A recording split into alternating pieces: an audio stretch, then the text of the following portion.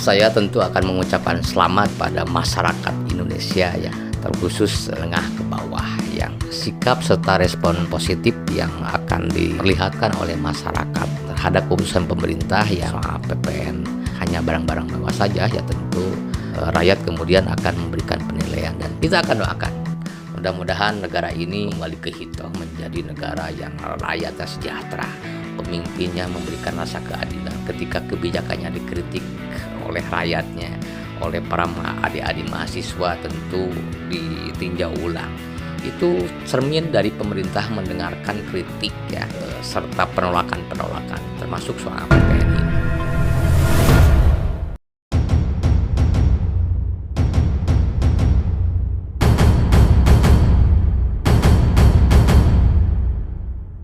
Assalamualaikum warahmatullahi ta'ala wabarakatuh.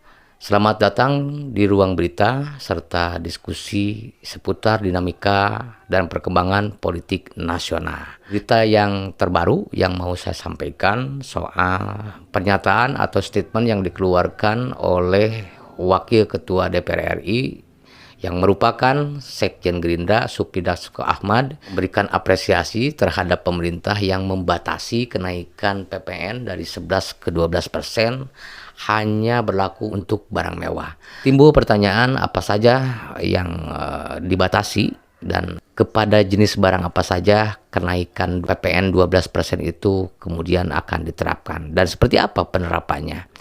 Ini ada berita terbaru yang mau saya kutip dan saya bagikan dari CNN Indonesia soal pernyataan atau sikap DPR ya, yang memberikan apresiasi pemerintah membatasi kenaikan PPN hanya untuk barang mewah. Baik Sobat Astana, untuk referensi kita saya akan coba spill ya sedikit berita ini.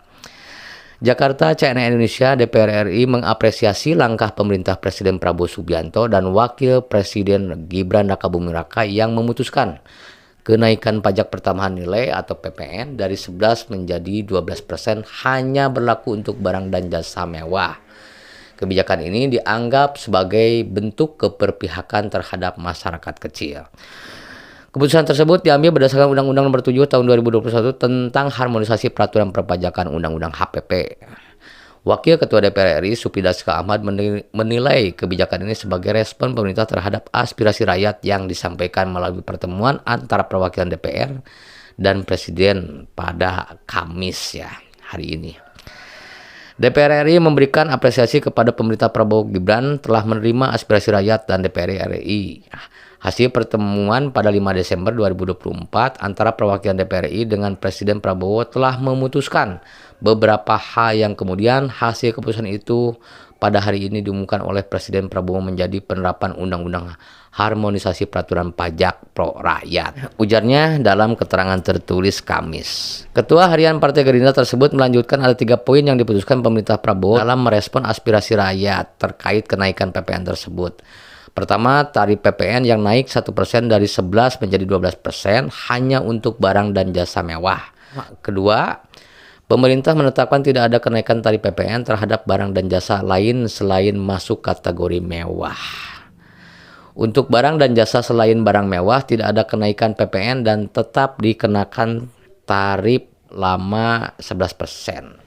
Dan poin ketiga ialah pemerintah memutuskan untuk tetap tidak menerapkan tarif PPN terhadap barang dan jasa menjadi kebutuhan pokok masyarakat.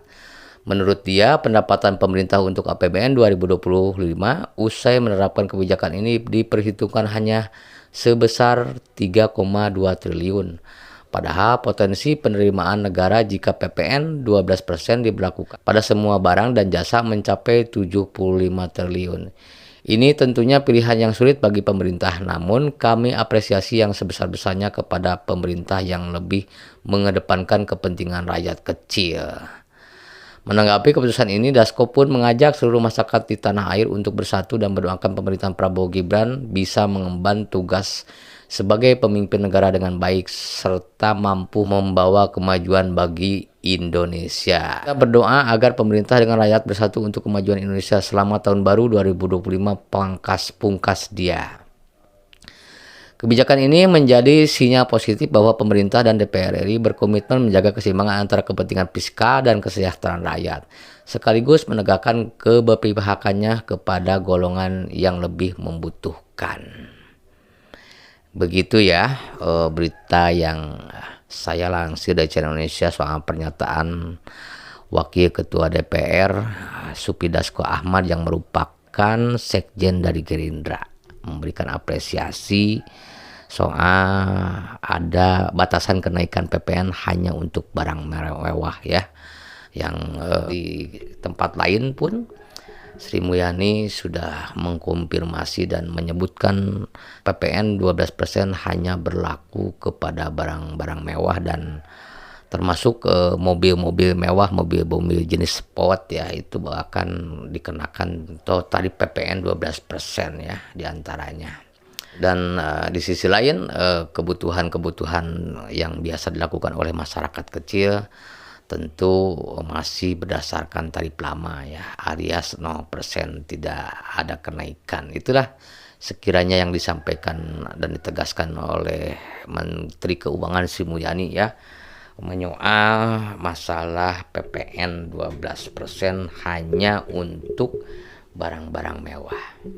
Dan kita sebagai masyarakat kecil ya, tentu respect dan memberikan apresiasi terhadap keberanian serta kebijakan yang diambil oleh pemerintah, terkhusus oleh Presiden Prabowo Subianto yang batasi kenaikan PPN 12% ini dasar kepada pengguna atau barang-barang mewah ya, yang tentu barang-barang tersebut katakanlah seperti jenis-jenis motor yang 5.000 cc, 3.000 cc ke atas itu akan berlaku tarif tersebut, serta mobil-mobil sport, penggunaan jet pribadi ya, tentunya akan dikenakan PPN 12%.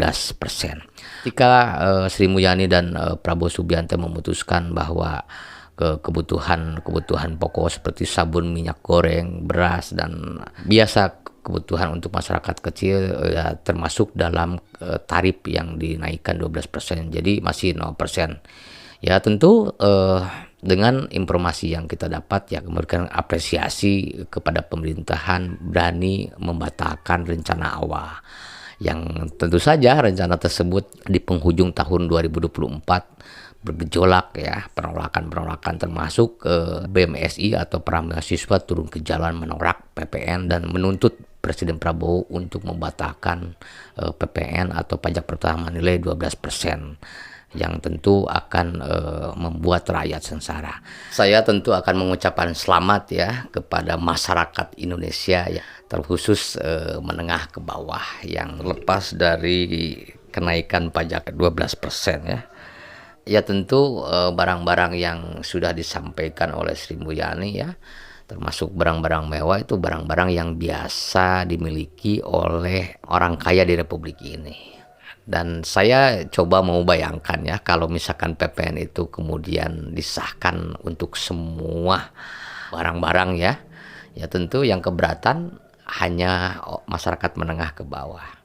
Tetapi kalau keputusan pemerintah menaikkan PPN 12% hanya untuk barang mewah ya, tentu kita sebagai masyarakat senang ya, mengapresiasi ya keberanian terus keputusan yang diambil oleh pemerintah.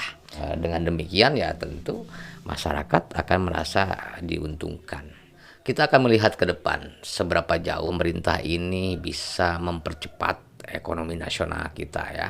Kalau melihat langkah yang diambil oleh pemerintah dan keseriusan pemerintah terhadap peningkatan sumber ekonomi serta kebijakan yang diambil ya, tentu ada indikator bahwa pemerintah akan mempercepat pertumbuhan ekonomi nasional. Ini yang kemudian kita akan dorong, ya, kita akan bantu, kita akan support kepada apapun kebijakan pemerintah yang itu nantinya langkah-langkah yang baik yang diambil oleh pemerintahan saat ini tentu akan membuat rakyatnya sejahtera ya. Itulah yang menjadi fokus dan tuntunan kita sebagai masyarakat sipil ya. Baik Sobat ASNL, ya sekali lagi kita respon dan memberikan apresiasi terhadap keberanian pemerintah serta kebijakan pemerintah yang menimbang dan menilai bahwa kenaikan PPN itu dibatasi hanya untuk barang-barang mewah. Kita akan doakan Mudah-mudahan negara ini kembali ke hitoh menjadi negara yang rakyatnya sejahtera, pemimpinnya memberikan rasa keadilan. Ketika kebijakannya dikritik oleh rakyatnya, oleh para adik-adik mahasiswa tentu ditinjau ulang. Itu cermin dari pemerintah mendengarkan kritik serta penolakan-penolakan termasuk soal PPN ini ya. Kita bisa bayangkan kalau PPN ini berlaku untuk semua kalangan. Yang tentu yang berat, yang paling merasakan dampak PPN naik itu masyarakat, di antara masyarakat menengah ke bawah. Itu ya. Seperti ini ya mungkin hanya orang-orang tertentu atau orang-orang kaya saja di Republik ini yang bisa rasakan dampaknya dari kenaikan PPN 12% ini. Tetapi untuk orang kaya ya tentu, atau orang-orang elit di Republik ini ya tentu tidak berat buat mereka. Pengusaha-pengusaha, buat orang-orang terkaya di Republik ini ya buat mereka tidak berat ya. Tetapi sekali lagi kalau seandainya PPN 12% ini kemudian diterapkan kepada seluruh masyarakat Indonesia ya tentu sekali lagi yang akan merasakan dampak yang paling besar itu masyarakat menengah ke bawah. Itulah yang kemudian DPR serta pemerintah berembuk tanggal 5 Desember ya, dan hasilnya sudah diputuskan ya. Ya itu saja ya. Sejahtera masyarakat memang menjadi skala prioritas oleh pemerintah, dan itu menjadi hak kita sebagai masyarakat. Pendidikan, kesehatan, kesejahteraan, ekonominya betul-betul dijamin oleh pemerintah, dan itu kemudian menjadi hak kita sebagai masyarakat. Kita akan dukung, kita akan support apapun kebijakan pemerintah yang betul-betul ya mengambil skala prioritas, dan tentu kebijakan tersebut harus menjadi pro rakyat. Dan apabila yang akan datang pemerintah tidak mengambil kebijakan yang tentu membuat rakyat berat dan menderita, ya kita akan bersuara lagi ya. Dan ini keberhasilan kita semua ya. Bukan hanya keberhasilan golongan-golongan tertentu saja, tetapi dengan pemerintah membatasi kenaikan 12% itu kemudian menjadi keberhasilan kita semua.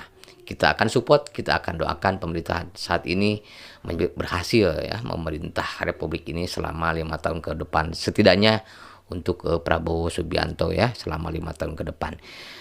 Ya, itu saja yang bisa saya sampaikan, dan saya sepil berikap apresiasi yang disampaikan oleh Ketua DPR RI Supri Dasko Ahmad yang merupakan sekjen dari Gerindra ya, yang memberikan apresiasi ya terhadap kebijakan pemerintah soal PPN 12% hanya menyangkut kepada barang-barang mewah. Barang-barang mewah yang disebutkan itu tentu hanya dimiliki orang-orang kaya di Republik ini.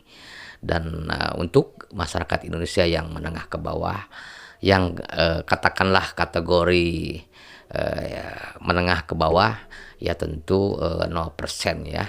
Insya Allah kita akan menjadi negara yang lebih baik ke depan ya. Dan harapan tersebut ya tentu menjadi harapan kita semua, masyarakat sejahtera, tingkat kemiskinan berkurang, dan tentu ekonomi kita akan bangkit selama 5 tahun ke depan. Kita berdoa, kita doakan, kita dukung, kita support.